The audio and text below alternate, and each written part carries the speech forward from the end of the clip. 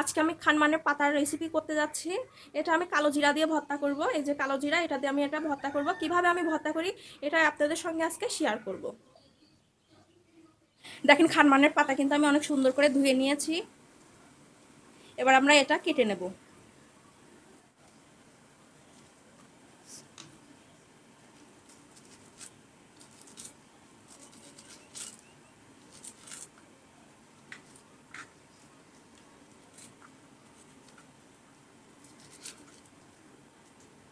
বড় বড় করে কিন্তু কেটে নিচ্ছি, এটা আমি সিদ্ধ করে নেব সেজন্য।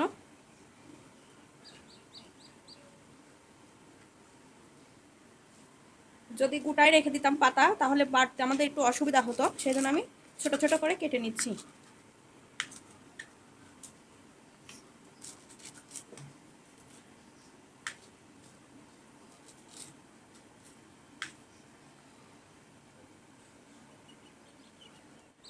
দেখেন সবগুলো আমাদের কাটা হয়ে গেছে, এবার আমরা সিদ্ধ করে নেব। প্রথমে আমি এর মধ্যে শাকটা দিয়ে দিচ্ছি, এরপর সামান্য একটু পানি দিয়ে দিচ্ছি। পানি কিন্তু উঠবে, তারপরেও সামান্য একটু পানি দিয়ে দিলাম। এবার আমি ঢাকনা দিয়ে সিদ্ধ করে নেব।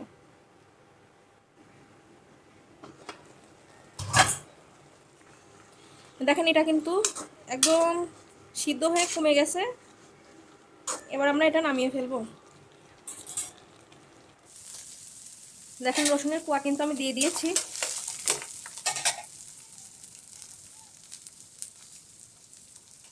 কাঁচামরিচ পেঁয়াজও দিয়ে দিচ্ছি।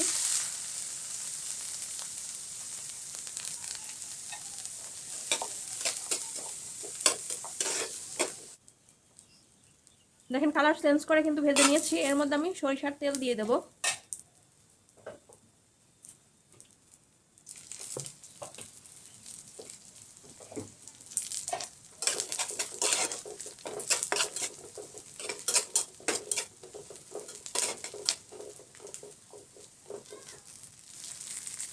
এর মধ্যে শুকনো মরিচও দিয়ে দেব, দিয়ে একসঙ্গে ভেজে নেব।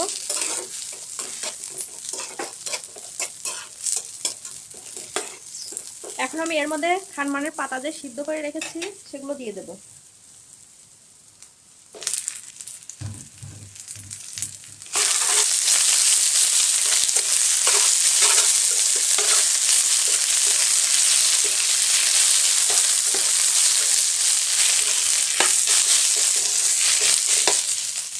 লবণ দিয়ে দিচ্ছি।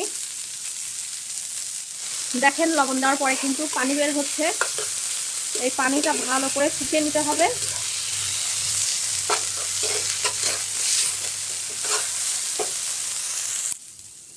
দেখেন অনেক ভালো করে কিন্তু ভেজে নিয়েছি। এর মধ্যে এখন আমরা কালো জিরাটা দিয়ে দেব। দেখেন কালো জিরা কিন্তু আমি ভালো করে ধুয়ে নিয়েছি আর ভালো করে বেছেও নিয়েছি, এর মধ্যে পাথর থাকে সেজন্য।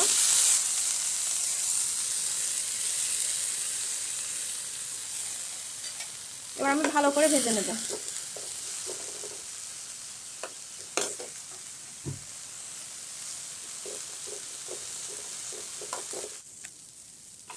আমি সামান্য একটু তেল দিয়ে ভালো করে কিন্তু কালো জিরার সঙ্গে সবকিছু মিক্স করে নিচ্ছি।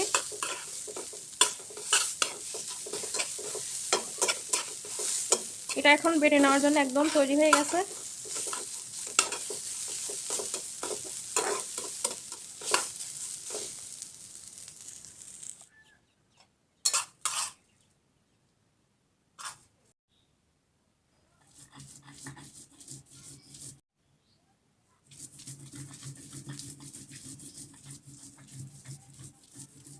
দেখেন ভালো করে কিন্তু বেটে নিতে হবে একদম মিহি করে।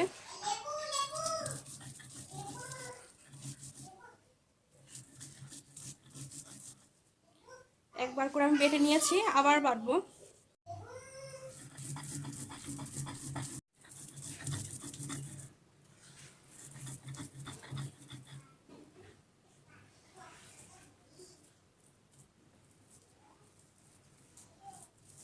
দেখেন বাটা আমাদের কিন্তু হয়ে গেছে। এবার দেখবো লবণ হয়েছে নাকি।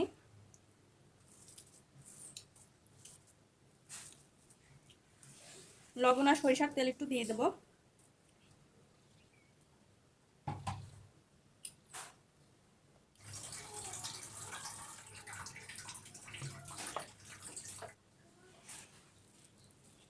এবার আমি ভালো করে মিক্স করে নিচ্ছি, মানে হাতে ভর্তা করে নিচ্ছি।